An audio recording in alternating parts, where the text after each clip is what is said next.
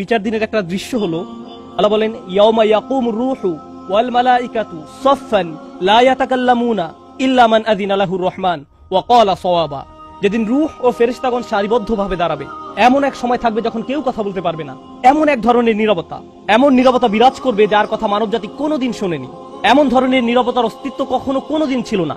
সেই রকম পিনপতন নীরবতায় আল্লাহ বলেন লা ইয়াতাকাল্লামুন, কেউ কথা বলতে পারবে না, ইল্লা মান আযিনা লাহুর রহমান, দয়াময় আল্লাহ যাকে অনুমতি দিবেন সে ব্যতীত। আর তিনি হলেন মুহাম্মদুর রাসূলুল্লাহ সাল্লাল্লাহু আলাইহি সাল্লাম। তিনি এমন সময় আল্লাহর কাছে আসবেন যখন সৃষ্টির কারো একটি শব্দ করার অনুমতি থাকবে না, সৃষ্টির কারো কোনো আওয়াজ শোনা যাবে না। তিনি আল্লাহর সামনে এসে আল্লাহর কাছে কথা বলার অনুমতি চাইবেন। ফায়ুযানু লি, তিনি বলেন আমাকে কথা বলার অনুমতি দেওয়া হবে। ওয়ায়ুলহিমুনি মাহামিদা আহমাদাহু বিহা লা ইয়াহদুরুনিল আন, সেদিন আল্লাহ আমাকে স্পেশাল একটি দোয়ার মাধ্যমে তার প্রশংসা, তার কৃতজ্ঞতা করা শেখাবেন, যেটি বিচার দিবসে আমাকে দেওয়া হবে, যা এর পূর্বে কাউকে দেওয়া হয়নি, কোনো সৃষ্টিকে দেওয়া হয়নি। এক স্পেশাল ওয়াহি রাসূলুল্লাহ সাল্লাল্লাহু আলাইহি সাল্লামকে দেওয়া হবে বিচার দিবসে, যা কোনো সৃষ্টিকে দেওয়া হয়নি। আর তিনি সেই দিন সে স্পেশাল উপায়ে আল্লাহর প্রশংসা করবেন, লা ইয়াহদুরুনিল আন। আর সেই ওহী এখনো আমার কাছে আসেনি, সেই দোয়া এখনো আমি জানি না। ফা আহমাদাহু বিতিলকাল মাহামিদ, তারপর আমি আল্লাহর দেওয়া সেই স্পেশাল বাক্যগুলোর মাধ্যমে আল্লাহর প্রশংসা করব। ওয়া আখিরু লাহু সাজিদান, আমি সেই বাক্যগুলো উচ্চারণ করার পর আল্লাহর সমীপে সিজদায় অবনত হব। কিয়ামতের দিনের দৃশ্যপটে রাসূলুল্লাহ সাল্লাল্লাহু আলাইহি সাল্লাম এমন জায়গায় থাকবেন, এই অবস্থাকে বলা হয় মাকামা মাহমুদা, একটা স্টেশন, অথবা বলতে পারেন এমন একটা স্টেজ যা প্রশংসিত। আর মানবজাতি সেটা প্রত্যক্ষ করবে, আমরা সবাই এটা দেখতে পাবো। আমরা সবাই তখন নিশ্চুপ থাকবো, আর তিনি সিজদায় পড়ে যাবেন।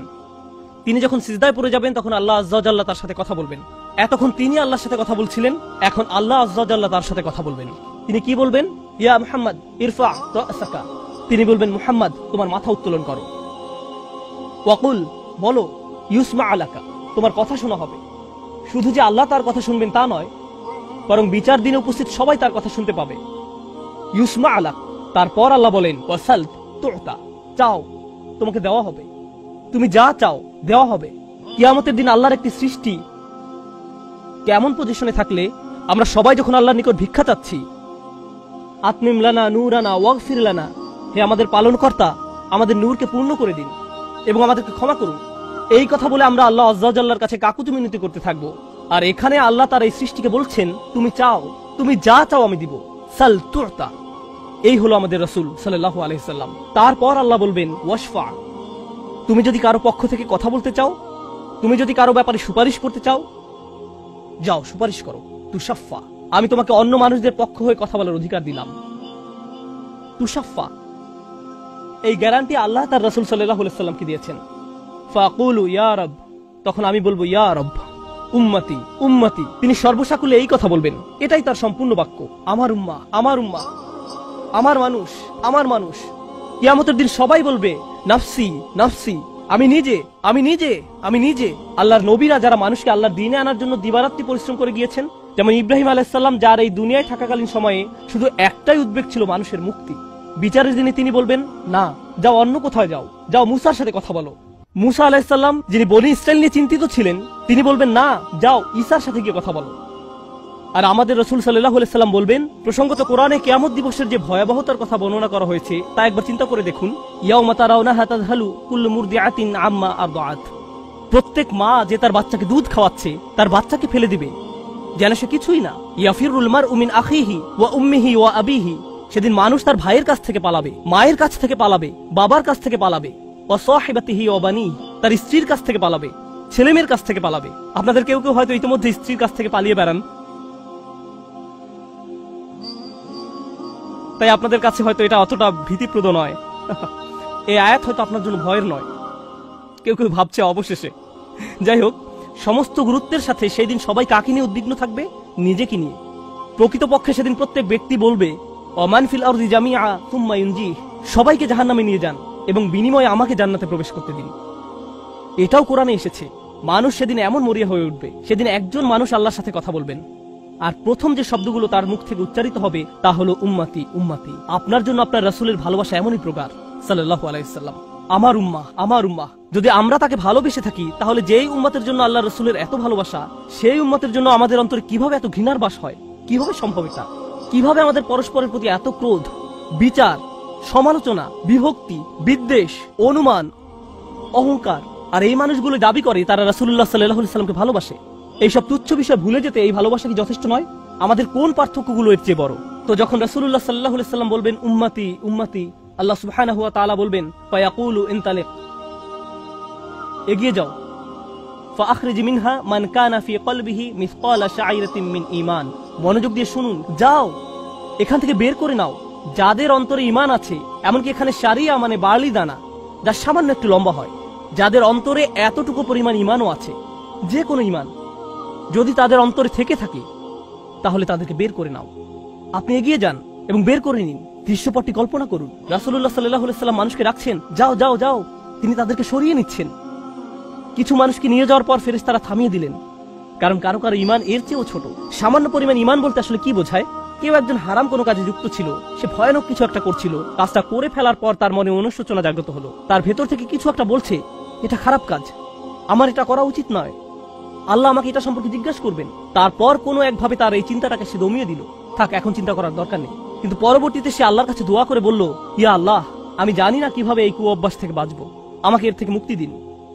আমি চাই না এটা আমার জীবনে আর ঘটুক, কিন্তু তবু আমি এটাতে আটকা পড়ে আছি। অতি ক্ষুদ্র ঈমান তার ভেতর থেকে চিৎকার করছে, অন্য কেউ এটা শুনতে পারছে না, তার অন্তর এটা শুনছে। আর আল্লাহ আজ্জা জাল্লা বলছেন, তারা যদি এতটুকু ঈমানও দেখাতে পারে, আপনি এগিয়ে যান, তাদেরকে বের করে নিয়ে আসুন। আপনি তাদেরকে বের করে নিয়ে আসুন। আর তিনি যখন এভাবে মানুষদেরকে বের করে নিয়ে আসবেন, তখন ফেরেশতারা একসময় থামিয়ে দিবেন, কারণ অনেক মানুষের অন্তরে এতটুকু ঈমানও নেই, সামান্য অনুতাপটুকু তাদের অন্তরে ছিল না। তাকে থামিয়ে দিবেন, ফাআনতালিক ফাফআল, আমি গিয়ে এমনই করব, সুম্মা আউদ, তারপর আমি ফিরে আসব। অর্থাৎ ফেরেশতারা থামিয়ে দিবে, আর অন্য মানুষেরা সেখানে কাঁদতে থাকবে, আমাদের কি হবে, আমাদের কি হবে। তারপর রাসূলুল্লাহ সাল্লাল্লাহু আলাইহি ওয়াসাল্লাম ফেরত আসবেন, ফাআহমাদাহু বিতিলকাল মাহামিদ, অতঃপর আমি পুনরায় সেসব প্রশংসা বাক্য দ্বারা আল্লাহর প্রশংসা করব। লক্ষ্য করুন, প্রথমবার তিনি প্রার্থনা করার জন্য অনুমতি চেয়েছিলেন, তাই না? দ্বিতীয়বারের বেলায় অনুমতির কোনো উল্লেখ নেই। লক্ষ্য করেছেন, তিনি আসলে সাথে সাথে আল্লাহর প্রশংসা করা শুরু করবেন। আল্লাহ কি তাকে এমনটি করতে বলেছেন? না, এটা হলো নিজ উম্মতের প্রতি তার অপরিসীম ভালোবাসার বহিঃপ্রকাশ। তিনি আবারও আল্লাহর প্রশংসা করা শুরু করবেন, এই আশায় যে আল্লাহ তাকে অটোমেটিক অনুমতি দিবেন। সুম্মা আখিরু লাহু সাজিদান, আর সিজদায় পড়ে যাব। ফায়াকুলু ইয়া মুহাম্মদ, আমাকে বলা হবে, হে মুহাম্মদ, ইরফা রাসাকা, তোমার মাথা উঠাও। কুল ইউসমা আলাকা, বলো তোমার কথা শোনা হবে। ওয়াসাল তুতা, চাও তোমাকে আবার দেওয়া হবে। ওয়াশফা তুশাফা, সুপারিশ করো, সুপারিশ গ্রহণ করা হবে। তোমাকে সুযোগ দেওয়া হবে তাদেরকে বের করে নেয়ার, তোমাকে তাদের জন্য সুপারিশ করার সুযোগ দেওয়া হবে। ফাআকুলু ইয়া রব উম্মতি উম্মতি, আমি তখন বলবো, হে আমার রব, আমার উম্মত, আমার উম্মত। তিনি তো ইতোমধ্যে অল্প ঈমানের অধিকারীদেরকে বের করে নিয়েছেন। ফায়াকুলু ইনতালিক, এরপর আল্লাহ বলবেন, এগিয়ে যাও। ফাআখরিজ মিনহা মান কানা ফি কলবিহি মিসকালা যাররাতিন আও খারদালাতিন মিন ঈমান, তোমাকে সুযোগ দেওয়া হবে তাদেরকে বের করে নেয়ার, সুপারিশ গ্রহণ করা হবে। যাদের অন্তরে এক বিন্দু পরিমাণ ঈমান আছে, বালির দানা নয়, বালির দানা তো এতটুকু লম্বা, বরং বিন্দু পরিমাণ। খারদালা মানে সরিষার দানা, অতি ক্ষুদ্র বিন্দুর মতো। আর যখন আল্লাহ বলছেন এর ওজনের মতো, বর্তমানে আমাদের কাছে ডিজিটাল ওজন মাপার যন্ত্র আছে, আগের দিনে পাল্লা ছিল, তাই আপনি যখন এক মুষ্টি চাল এক পাল্লায় রাখতেন, সেটা হয়তো তেমন একটা ঝুঁকতো না। যদি একটু বেশি করে চাল রাখতেন তখন একটু ঝুঁকতো। এখন ডিজিটাল ওজন মাপার যন্ত্র দিয়ে গ্রাম, কিলোগ্রাম মাপা হয়। এমনকি সামান্য কয়েক দানা রাখলেও যন্ত্রের স্ক্রিনে ভেসে উঠে 0.001 গ্রাম। এখন শুধু একটি চাল রেখে দেখুন বা একটি সরিষার দানা রেখে দেখুন, স্ক্রিনে কিছু ভেসে উঠে কিনা? কিছুই হয় না, কিছুই হয় না। আর আল্লাহ বলছেন, আমি তোমার সুপারিশের কারণে, রাসূলুল্লাহ সাল্লাল্লাহু আলাইহি ওয়াসাল্লামের দোয়ার কারণে এমন মানুষদেরকেও মুক্তি দিব যাদের ঈমান এমনকি এই দুনিয়ায়ও মাপা যায় না, এই দুনিয়ায়ও মাপা যায় না। প্রসঙ্গত, আপনি যদি একটি দানা খান, বুঝতে পারবেন যে কিছু খেয়েছেন? আপনি এমনকি বুঝতেও পারবেন না। এটা হলো এমন ধরনের ঈমান যার আছে, এটা সে নিজেও ভালোভাবে বুঝতে পারে না। এমনকি তারা নিজেরাও ঠিকমতো বুঝে উঠতে পারে না যে ঈমান আছে, আর অন্যরা কিভাবে বুঝবে? আর কেউ যদি একটি দানা আহার করে, এটা তাদের পুষ্টি সাধনে তেমন কোনো ভূমিকা রাখতে পারে না, এটা শরীরের জন্য যথেষ্ট পরিমাণের খাবার নয়। ঠিক তেমনি যার সরিষার দানা পরিমাণ ঈমান ছিল, সেই ঈমানও একটি ভালো জীবন অতিবাহিত করার জন্য তা যথেষ্ট ছিল না। কিন্তু তাদের অন্তরের কোনো এক জায়গায় একটি ঈমানের বাস ছিল। আল্লাহ বলছেন, তুমি এমন যাদেরকে পাও তাদেরকেও বের করে নিয়ে আসো। ফাআখরিজহু ফাআনতালিক, আমি যাব এবং তাই করব। আর এটা বিশাল এক জনগোষ্ঠী যারা আল্লাহর কাছ থেকে দূরে সরেছিল, তাদের ভেতরে একেবারে ক্ষুদ্র কিছু ঈমান ছিল। এরপর তো আর কিছু নেই মনে হচ্ছে, ঘটনা শেষ। কিন্তু রাসূলুল্লাহ সাল্লাল্লাহু আলাইহি ওয়াসাল্লাম এখানেই থেমে যাননি। ফাআহমাদাহু বিতিলকাল মাহামিদ সুম্মা আখিরু লাহু সাজিদান, তিনি এখানেই থেমে যাননি, তিনি আবারও ফিরে যাবেন এবং আমি সেসব প্রশংসা বাক্য দিয়ে আল্লাহর প্রশংসা করব এবং আবারও সিজদায় পড়ে যাব।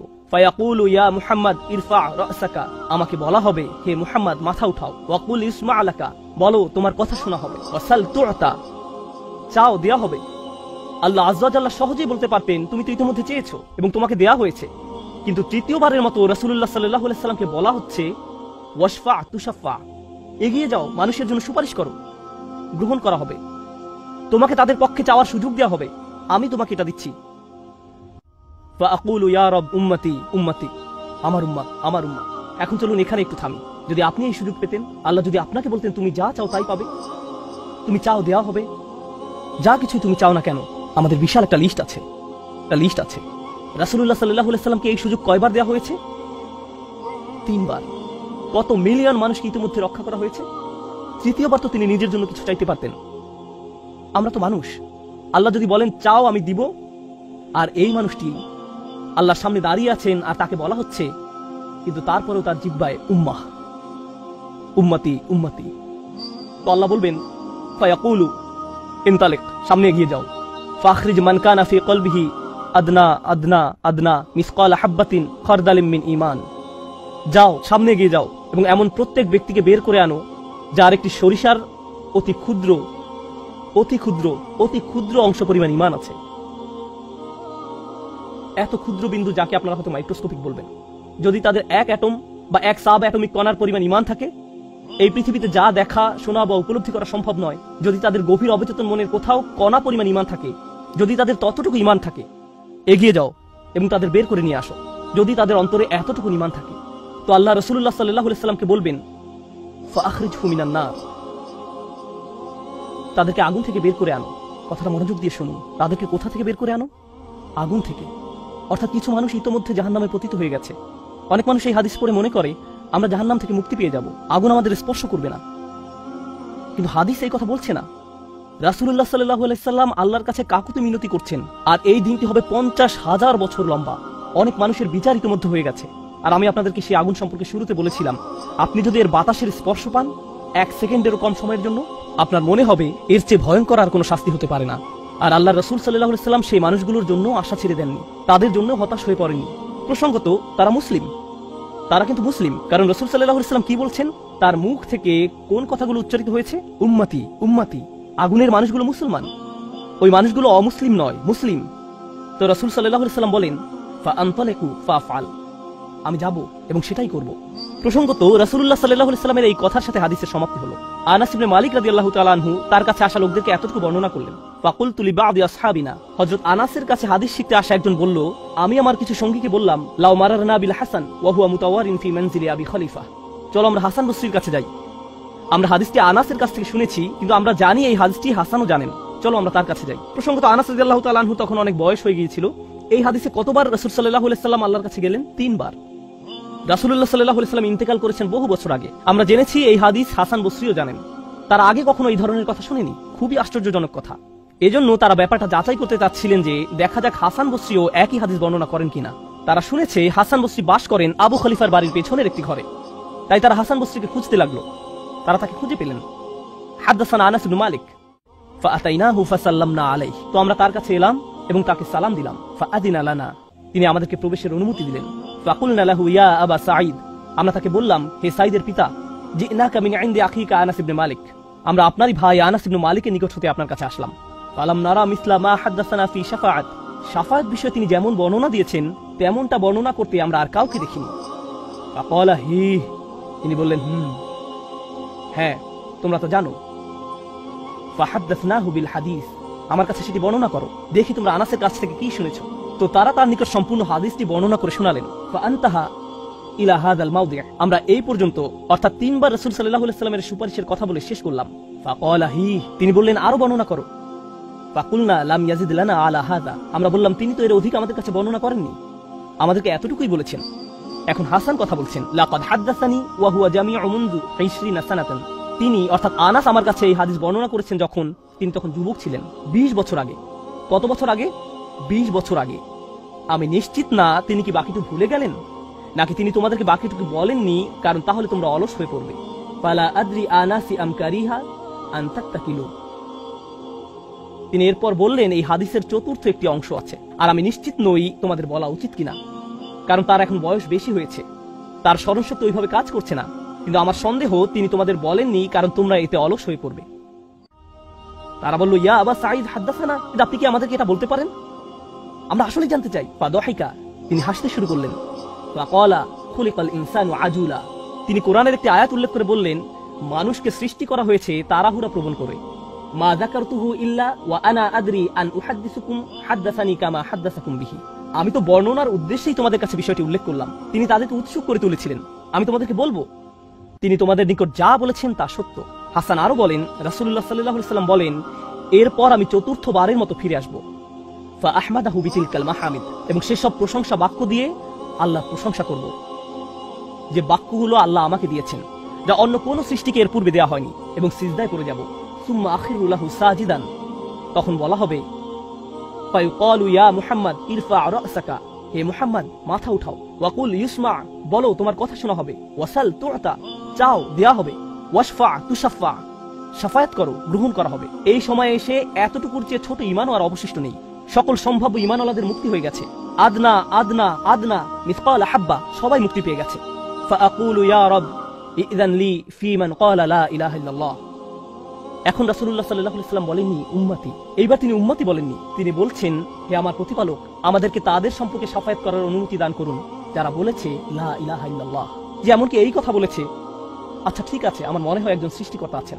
একটি কলেজ ক্যাম্পাসে হয়তো একদল ছাত্র মুসলিম ছাত্রদের সাথে আলোচনা করছে, তখন একজন বলল, আচ্ছা ঠিক আছে, দার্শনিক দৃষ্টিকোণ থেকে মেনে নিলাম একজন ঈশ্বর রয়েছেন, ঠিক আছে আমি মানলাম যে একজন ঈশ্বর আছেন। আমি বলছি না যে আমি মুসলিম, যদি উপাসনা করতেই হয় তাহলে শুধু এক ঈশ্বরের উপাসনা করতে হবে। তাদের অন্তরে কোনো অনুভূতি নেই, তারা কারো ইবাদত করছে না, তারা শুধু এই উপসংহারে পৌঁছেছে।